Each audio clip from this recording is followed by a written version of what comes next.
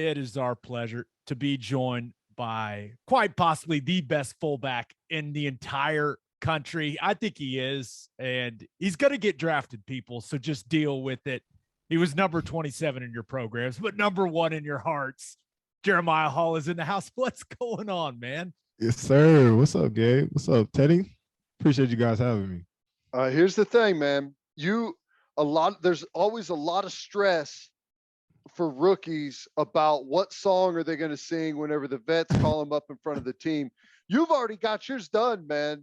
The greatest rendition ever of Dixieland Delight. Just amazing. Just amazing. Yeah, I messed it up on the podcast the other day, but I went and learned the words. So, actually, I kind of already knew the words. I don't know why they weren't coming to me in the moment, but if the Sooner Nation needs me to, spit it for them one more time, I might be able to do that at some point. I'm telling you, you don't need to know the words. That was, it's something that it just draws you in. I've watched the clip no less than 100 times now, and really? You've got me sucked in. I love it. I appreciate the love because even my mom was getting on to me on social media. So I'm just happy I can make some people smile. It is. It was great. It's never good when your mom starts piling on you. It's never a good sign, boys. Okay, man, we got so much to talk about, but I do want to talk about the podcasting stuff a little bit, because with how the NIL rules changed, you and Braden Willis doing the podcast on the Prairie, what was that like? Like playing football's completely different than podcasting. It's just a completely different world. So what was the balance like for you, man? I had no idea what I was getting myself into when we first started, and I didn't know how things were going to go. So I just kind of went with it week by week. I didn't have any expectations, and it just kind of flourished. I'm not a professional interviewer or someone that does this all the time like you guys. I just so happen to speak a lot during the post-practice and post-game meetings, and I'm like, you know what, I can do this with a mic. So thank God we have a producer who's great, Alex. He makes things so easy for us, man. All we do literally is hop on the mic for an hour, get somebody on for a guest interview, and the rest is up to him. I don't edit. I don't do anything. I don't even control the Twitter page or the Instagram page. So whenever you see a tweet, it's not me or Braden. So it's been fun. Big shout out to Alex. Braden's been having a blast doing it as well. So I'm glad I've been able to form something that I could call my own, and I've had success with. It's been cool. We need to get one of those producers, man. We need one of those. That sounds awesome. I'll tell you, the first thing, whenever I saw that you guys were doing it, the first thing that came into my head was like, what's the coaching staff going to think? And because ultimately it's what everyone wants to know. Like, essentially all what Gabe and I do is basically try and tell people like what is happening in a locker room in a situation like this. What in a game, like, what are you thinking? What's going through their heads? And you guys, it's like the first time you've been able to deliver it straight to people. And like, I was wondering, is there any like censorship going on? Did anyone ever like ask you what you guys are going to be talking about? Anyone from like the staff or anyone up at OU? Yeah, no, there was never any censorship. Mike Hauk, the guy that's in charge of all that stuff for us, he just happened to have a great amount of trust in me, him and Coach Riley. After the first interview, they never asked me again, what I was talking about, what all was going to be said or anything like that until we had a very special guest come on there with a huge following base and just so happens to play quarterback. We had some heat on that one, but luckily we were able to get that one through. I never thought I'd be up at like 5 a.m. just to talk about whether a podcast would be released or not. So that was fun. Yeah, no, we all enjoyed getting to actually hear from Caleb Williams, and I was glad that you guys were able to do that. All right, let's talk some ball, man. Your podcasting career, I'm sure, gonna continue, right? No, yeah, at least for now. At least for now. Okay, so you got this whole football thing going on, but let's go back to the season, right? Because you're captain of the team, one of the best players on the team, played some of, the best football on the team, and extremely high expectations coming into 2021. I mean, we're all talking national championship, right? So what was the season like for you, right? Because it felt to us to cover the team and around the team, it felt like you guys just never really reached that full potential. Yeah, especially as a captain and me being in my 5th year, I didn't want to be the one to let the ball drop. So I was anxious from the get-go. I was like, man, we cannot lose a game. I have to be on my captain, on my captain time every single day. I got to make sure I take advantage of every opportunity I have. And I try to lead with that authority, to lead with that enthusiasm. And it never played out the way I imagined it. There's no reason that I can honestly point to that would tell you whether or not we would have won a game or whether or not the season would have been a little bit different. But we just never got on the same page, and I don't know why.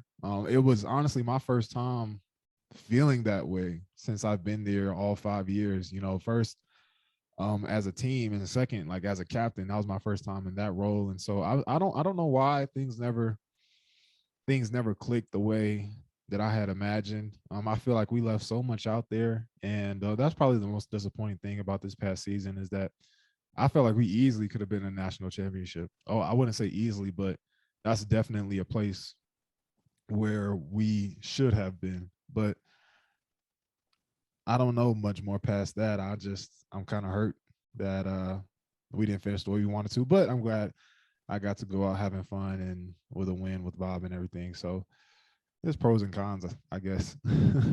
Yeah.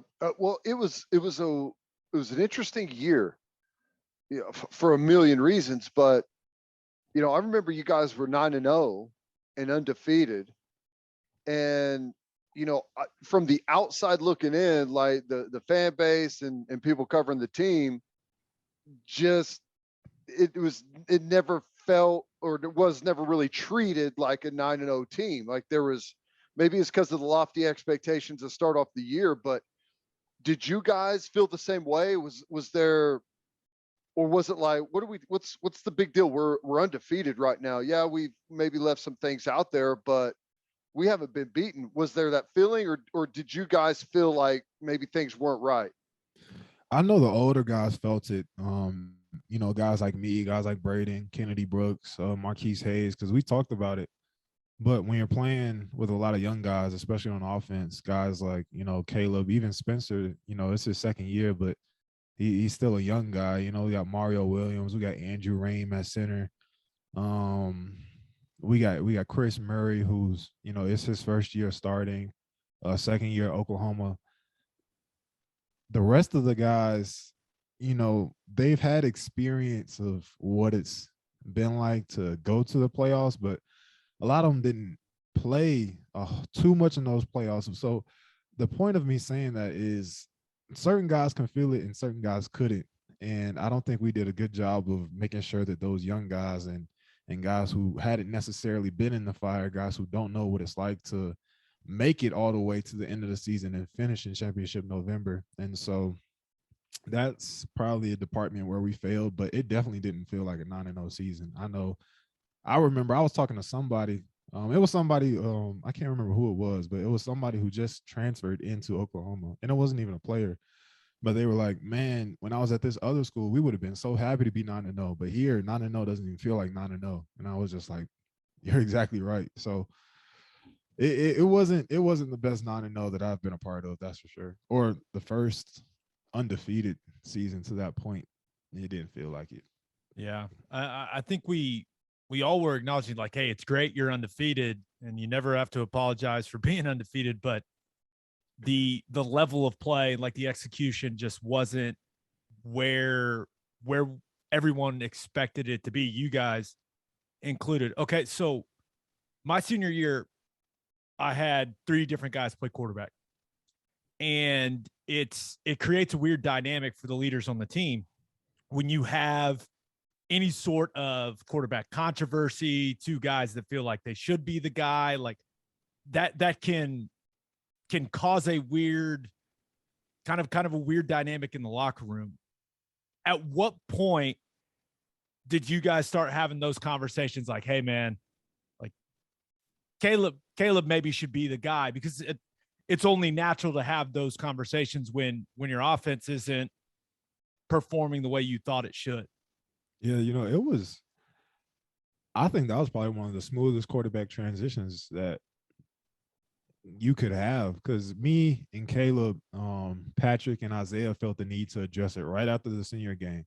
And it really wasn't a problem because, one, it would have been different if Caleb got in there, lost us the game, and then we're trying to figure out which quarterback we're trying to go with. But this kid came in, dominated his job, and won us the game. And so when you're in a situation like that, it's very obvious who who you should lean to. You give, go by guys both reps in practice. But I mean, he earned it.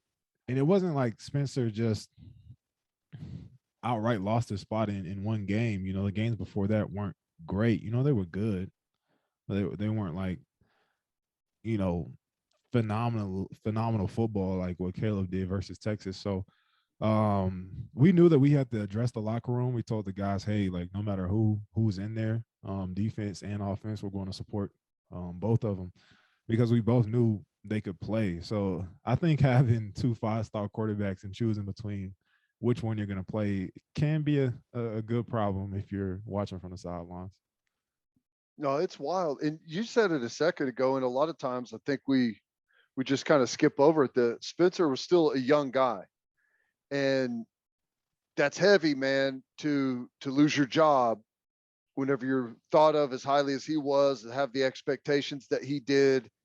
And it's humbling to have that take place in the open in front of the entire country. That's not easy to go through, man. And people don't maybe understand how heavy that is for a young kid, even though, he's smart and he knows kind of how to handle the situation. But was there anyone leadership captains that had to kind of go put their arm around him and make sure that he stayed focused and was, understood that he's still a play away and that he's still a big part of the team? Yeah, what's crazy about how his position was switched up a bit is that it happens all around college football every single year at every single position. But when it happens at quarterback, specifically at the University of Oklahoma, that's when it becomes a big deal. And so I think Caleb did a good job of being that guy that Spencer could talk to. I know I wanted to be a little bit, but Caleb did a better job of that type of deal. And I just, let things fall where they were. I gave both of them a little bit of space, offered to be there if either one had questions or just wanted to chop it up. So, but to answer your question, I think Caleb did a great job of being there for Spencer in a time where, he didn't know what was going on. And Caleb kind of has been through that a little bit. So I thought he was the right person for it. So it was obviously a big season for you, right? You're trying to put the best stuff you can on tape to get ready to go to the NFL. But then you're banged up the whole year. So do you feel is now the time to tell everyone how hurt you were during the year? Because you and I, we talked about it a lot, pretty much every week, where you like, dude, my shoulder's about to fall off or my leg's about to fall off. And just how banged up were you throughout the season? Because it seemed like every week, man, it was something new.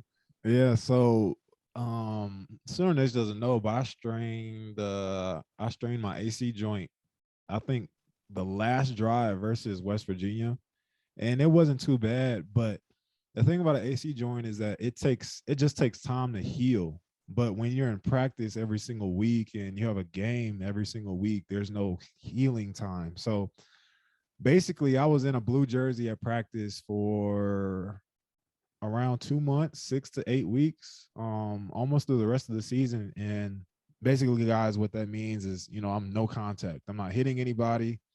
And I was nervous because I thought me not being able to participate fully in practice would diminish my playing time. And I'm like, man, this is my 5th year. I know it all. Like, just, give me a shot. And luckily, Joe John was fair with me and still allowed me to play and get a good amount of time in. But before every game, I had to get a cortisone shot, and that wasn't fun. So Needles about that long, and they just yeah, punch it all around the area, man. I've been there with the AC. It's brutal. And the yeah, worst thing is they tell you you can play with it. It feels like there's no way I can play with this. It's like you're not going to make it any worse. So I don't wish that on anyone. It's brutal to go through, man. yeah. It was not fun.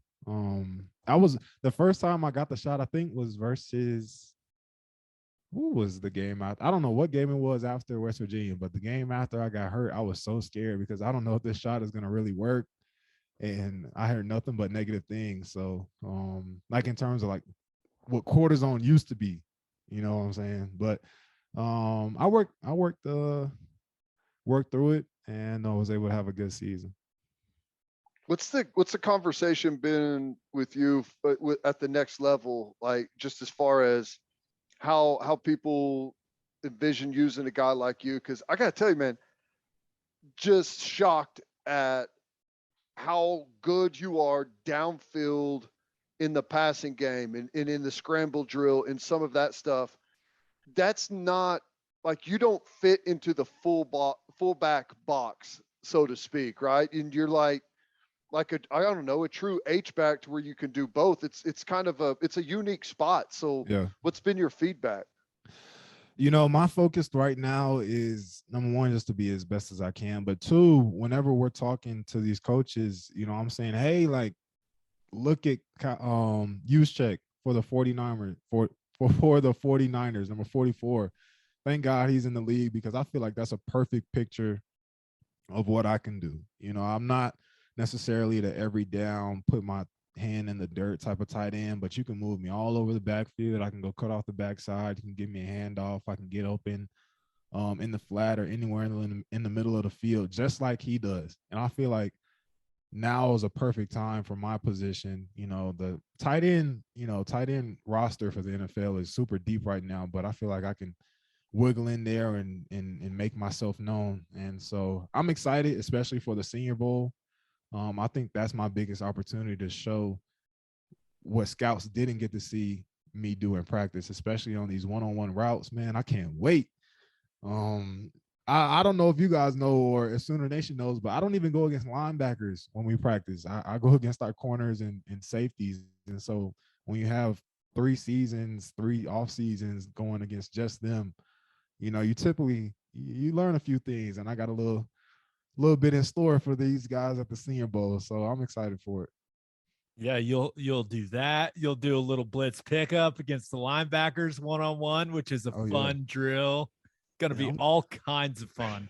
I'm ready. No, as far as the Senior Bowl, right? You mentioned it. It's massive to show what you can do in front of all those NFL decision makers.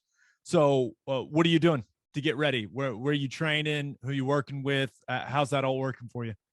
I'm at Lando Sports Performance here in Denver, Colorado, South Denver, and Centennial. And Lauren Lando, he's the head strength coach for the Denver Broncos. So he's basically their Schmitty. So it's his entire program. I got another guy named Augie. He's a former track star, ran track in college. And now he's a strength coach, knows everything about the body, that type of deal. So he's running it. Lauren Lando made the program. Christian McCaffrey trained here when he was coming out.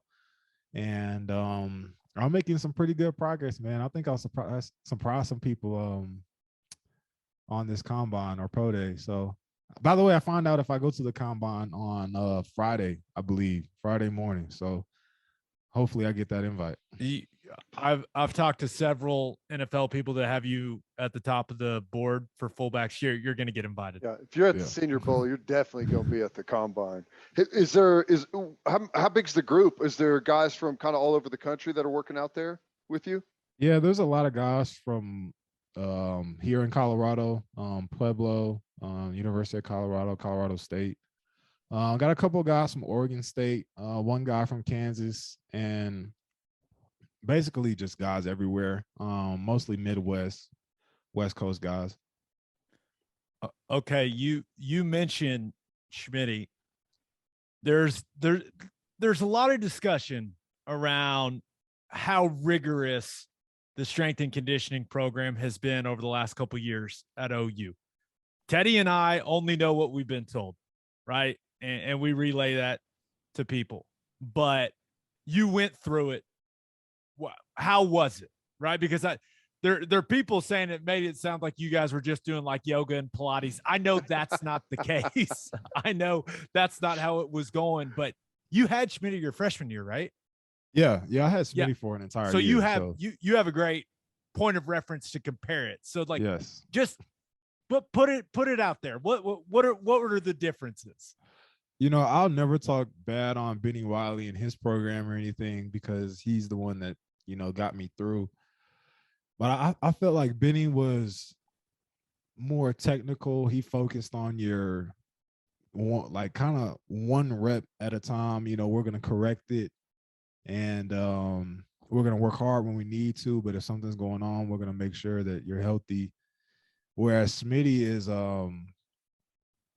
he's just gonna go, man. You guys know, like he's not waiting on anybody. You're gonna catch up. You're gonna go at his speed. It doesn't matter if something's wrong with you. You're just gonna learn, and eventually you're gonna keep up with the group. You know what I'm saying? He's gonna have things his way. There is no other way, and I don't. There's not really I don't even know what to say the difference is, but it's just something about Schmitty that makes him different, man. He's a different ball game than Wiley. Love Wiley though. Whenever everyone was talking about him coming back and some of the old horror stories started making their way out, were some of the young guys that knew you were there whenever he was everyone trying to hit you up like, what's it going to be like? Are people making this out to more than it is? Or yeah, no. When Smitty was announced, the new head strength coach, obviously we have guys like me, Caleb, you all, Ty's there telling all the horror stories, and so everybody has, nobody's scared. Obviously, everybody's like, I don't worked hard. I know how to work hard before, and I'm just like, all right, you've never met this guy before, and so they're asking, they're trying to gauge them and see what life is going to be like, and it's just like walking into your first workout with Smitty. You just don't know. You don't know what you don't know. Guys are definitely nervous, but you know how it is. Once you get into the groove of it, they'll be all right.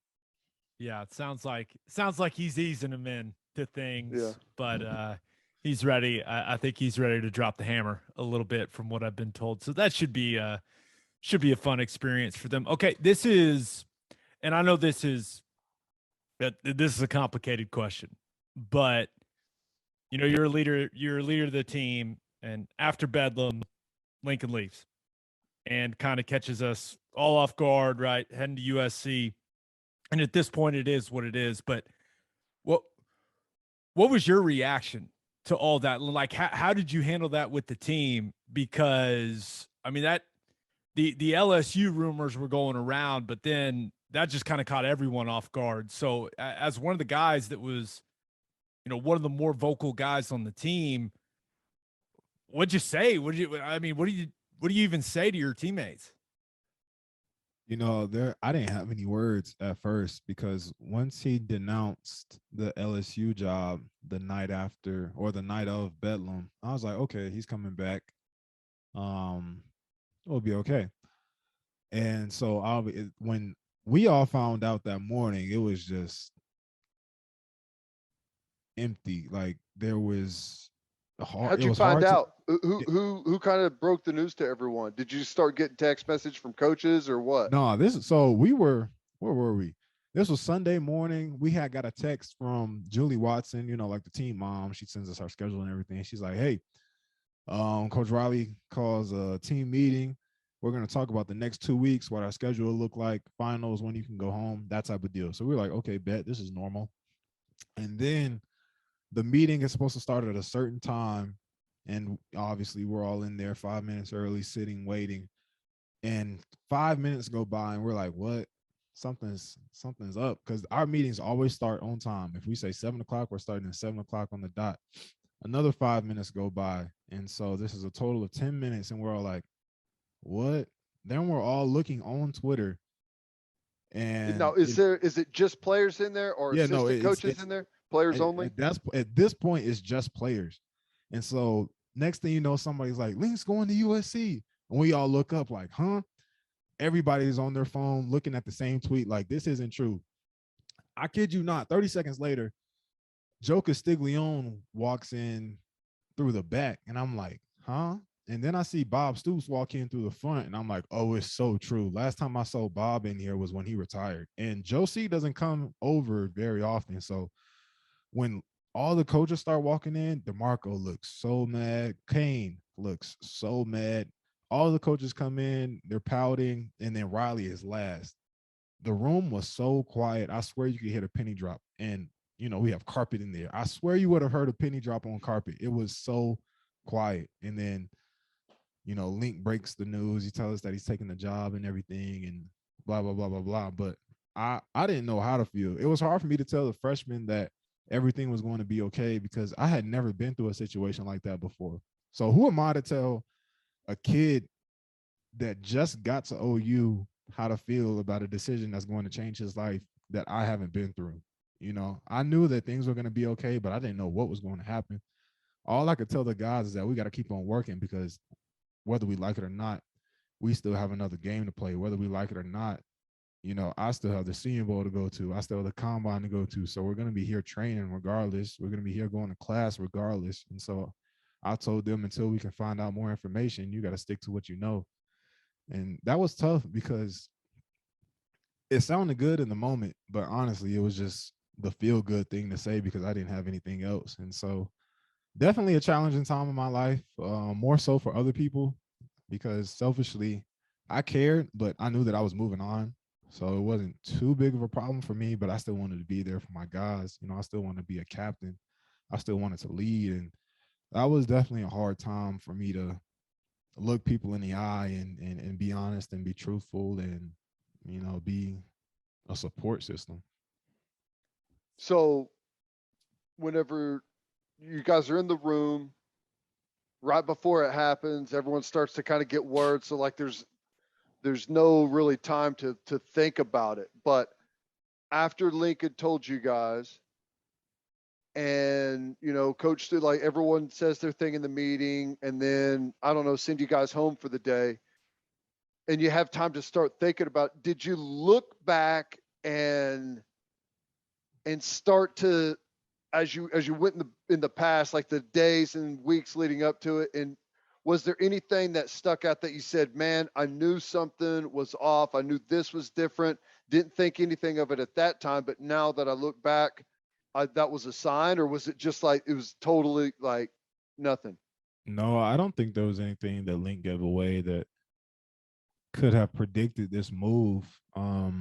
Shoot, even when people thought he was going to LSU the first time, me and him were doing an ESPN interview together, and I just so happened to record him, and it ends up on Twitter. It's Jeremiah a great Hall's tweet out here. That was good. Great tweet. I'm like, I didn't even know this was a thing, and I'm like, I guess I got to let people know I'm with my coach, and so that was crazy. But to answer your question, no, I didn't. I couldn't think of anything, and I had honestly went back and tried to find something, but nobody was happy about him leaving. And that just left a weird vibe. Most coaches, they're like, okay, like he's leaving. That's just the way things goes. I didn't hear anybody say that. Everybody was upset in some way or form. And so from my point of view, I'm like, man, this didn't go down very well at all. I'm not hearing anything positive from upstairs. And so that transcended into the locker room, and we were kind of just sitting there for 2 weeks, kind of clueless. Yeah, no, that had to be really weird.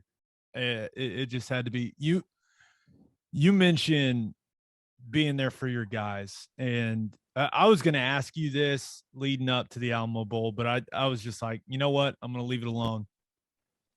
You knew that you were the top fullback on a lot of people's big boards. You had several teammates say, "Hey, we're not playing. We're opting out." You didn't. What? Why'd you play? Honestly, I love playing. I love playing football. I love OU. And I didn't want my last game to be a loss. I didn't want to go out that way. I wanted to go out with a smile on my face. I wanted to give my family a hug and let them know that I gave everything that I had to the school, to the last possible chance. Especially as a captain.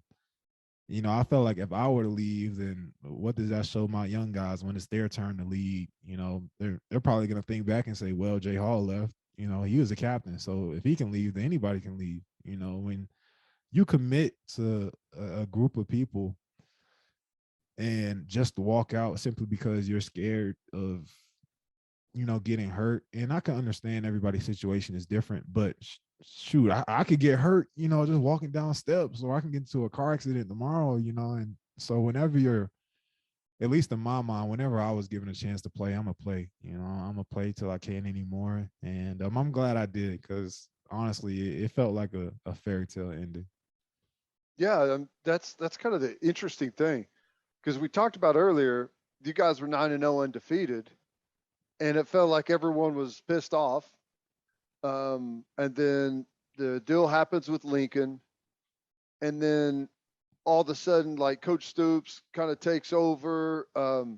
Venables is announced between then and the bowl game, and then all of a sudden there's all this like positive energy, and a season that started off where anything other than a playoff would be a massive disappointment. All of a sudden it turned into an Alamo Bowl that the fans were just like thrilled with and loved and showed up in big numbers for and really enjoyed. Was it the same feeling for you guys that, yeah, we're not where we envisioned at the beginning of the year, but this has actually turned out to be pretty cool?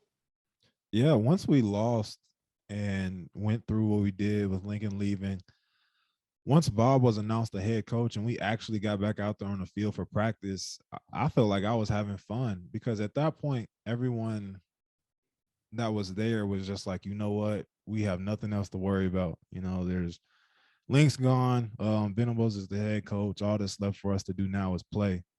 And so I had San Antonio, the Alamo Bowl. That was probably the most fun I've had during a bowl week in my time at OU, because the pressure was off. All I wanted to do was have fun, win Bob his retirement game, and ride off into the sunset. And so I always say, when you're not thinking about football and just out there playing, everything just naturally folds and happens the way it's supposed to. Yeah, I think that I know I enjoyed that game. I had a smile on my face the entire time on that sideline. Okay, Brent Venables gets the job, right? And you're in this weird position, right? You're graduating, you're out, and you're moving on to the NFL. But there was a little crossover there, and I don't know how much Coach V was actually coaching during practice, but with your interactions with him once he got the job, what are your thoughts? What are your thoughts about BV?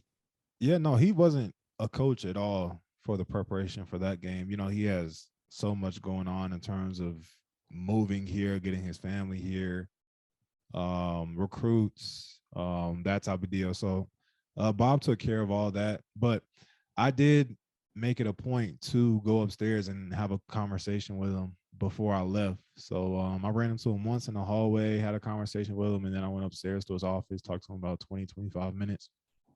And I just told him what I thought that Oklahoma needed in order to improve, especially as a captain, as a guy that led the team. And so I wanted to get that off my chest, because I felt like I couldn't leave without letting him know what I thought. And second, obviously, I wanted to get to know him. And I think he's a great fit. Obviously, you guys know a little bit more about him than I do, because he's been here before. He's not like he's new. But I wanted to meet him personally, just so he could match a name to a face, that type of deal. And, like I said before, I think he's great. I think he's genuine. And I think that's not something that a lot of people have. Like, when you're talking to BV, like, this man genuinely cares about what you have to say next. Like every little word that you say when he's talking or when you're talking, he's listening. He's listening with intent. And I feel like a lot of people can't genuinely produce that, and he does naturally. And I think that'll take him a long ways. Yeah, no, I agree with that. You know, you're a guy that played a ton of football, had a huge role in the offense, obviously a captain. So you ended up probably having a pretty close relationship with Lincoln Riley. Have you had any conversation with him since that team meeting? Has he reached out to anyone, to you or anyone else, or was that kind of it? I talked to Lincoln after the meeting. Everybody cleared out. He went up to his office. I went up there just because I had some other business to take care of. But while I was up there, I talked to him, and he was telling me that this was his decision. He was telling me how in life, like, this is the way things go. This is the way things goes. You're going to be faced with decisions, and you're just going to have to make them and stick to them. And that he was sorry that things had to end this way. And so he apologized because he knew that, obviously he recruited me and all that type of deal, and how much love I have for him. And so, it was a lot of emotions going on during that time too. So I can't even remember what all was said, but that was the last time I actually talked to him.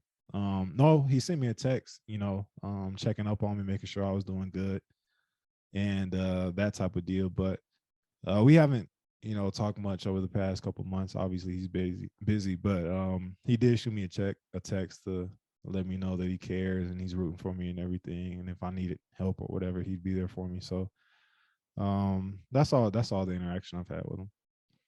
Yeah, if you guys have any Big 12 championship reunions, that could be awkward, man. Yeah, you know what? I don't think I'll be going to USC or anything like that anytime soon. I'm sure Riley's not. You're not going to recruit for the Trojans? Oh, come on. I don't think Coach Riley's ever coming back to Oklahoma. Yeah. Well, we'll see. We'll see. Oh, Ted, you got anything else? If not, we've got some fan questions. Well, I always love fan questions. We better get to those. Oh, you're gonna really love this first one. This one comes from, so we normally do this thing called Call Your Shot, where people ask questions or like, write comments and we read them, yeah. Jeremiah, but we have a special edition, which is questions for you. Okay. First one comes from Dean Dickens on Twitter. And he says, at what age did you start balding? Oh, well, Dean, before I answer your question, let me tell you, my dad went bald when he was 22. And so I always prepared for the moment. I knew that whenever I started shading and it was time to let it go, I would just let it go and never turn back. I was 19 when my hair started thinning. I'll never forget. I got a haircut. I cut it low. And the barber paused. He was like, oh. And I was like, what, man? What's wrong? He was like, man, Father Time done got you. And mind you, I'm only 19. And so he has me look in the mirror and I'm like, no. I'm sitting there about to start crying, man. And so for a year and a half, I try and hide it with spray and picking it out and that type of deal. But when I pledged to my fraternity, for tradition is to shave your head. And so that gave me an excuse to just be bald and stay bald. And I never looked back. Hey, I feel your pain, man. When I was in high school, I remember I took my helmet off one time and I saw like hair in my helmet. I was like, I didn't have a haircut, but it took me about 5 seconds because my dad's bald. All of his brothers are bald. My grandpa's bald. And I remember asking my dad, I was like, but everyone says it comes from your mother's side. And he started laughing. He said, yeah, I held on to that one too. Let's see if it gets you anywhere. Okay. We got a couple more. Here's one from Ron F on Twitter. He says, hey, Jeremiah Hall, gonna keep it light. What is your favorite football movie? Friday Night Lights. Good answer. That's a good answer. It's got to be that or Remember the Titans, right? I feel, or the program's for. I could see the program being Teddy's favorite. That's me. Yeah. Or Waterboy. That's my era. I'm older than you guys. That's the program. And I think this is the moment we've all been waiting for. This comes from Coda Perry on Twitter. Has Jeremiah Hall ever thought about pursuing a career in singing? Yes. That Dixieland Delight remix was straight fire. Oh my gosh. You know what? I'll give you all a sample. Hold on. Let me clear my throat. Spend my dollar parked in a holler neath the mountain moonlight. Hold her up tight against the wall. Make a little loving all night. A little turtle doving on a mixing Dixieland. Hey. Yeah. There you go. That's good. All right. That was awesome. But I prefer the original version that you put out. Yeah. That version's going to be the best one. Yeah, That's I said awesome. something about water. There's definitely no water used in that song. That's awesome. Jeremiah, you are one of my favorite players since I started doing the sideline thing. You're one of my favorite players. You're the man. Thanks for the time, and can't wait to see what your future looks like in football, man. Very excited for you. You're going to do great. Don't worry. Don't stress. It'll be fine. Thank you, man. Thank you. I appreciate the love. Thank you for having me on. Hopefully we can do a yearly update from now on. We're getting you after the draft. Once Yeah. once you go early day 3, we're getting you. Watch. Okay. Yeah, get some NFL updates on here. That'd be cool. What you got to like, I know it doesn't matter, just an opportunity, but you got a favorite team maybe that you grew up watching or that you watch now, or an offense or a coach that you like? Yeah, somewhere warm with low taxes would would Florida would make me smile. So if Tampa comes calling, anywhere in the South, give me a holla. I'm here for it. All right, man. Thanks. Appreciate you guys.